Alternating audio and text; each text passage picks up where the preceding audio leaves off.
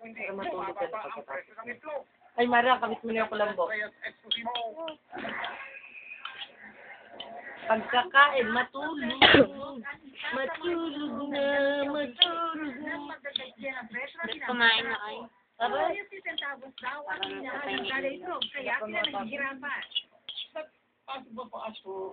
Sige, kakain kami na. Yun lang ilog na na ba? Kumain na ba to? Kaya, huwag daw pinaidapat Sana sa pagtaas ng presyo ng tinapay. Kung posible, sa retailer, pero kung hindi direct sila sa walang increase sa presyo. May disconnect between yung farm gate price Bitaw mo kasi. Doon mo muna patulog. Pagdigay mo na tayo. Sobra rin daw ang 50 centavos sa presyo. Dahil ibig sabihin nito, tumaas daw ang presyo ng itlog ng 10%. Bagay na nangyayari lang kung may problema sa supply.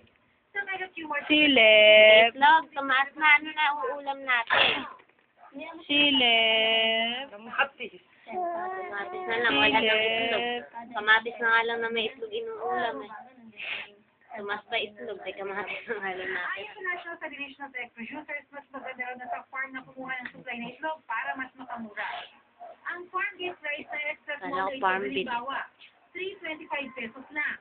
Pero kung sa palengke bibilhin, 4 pesos na.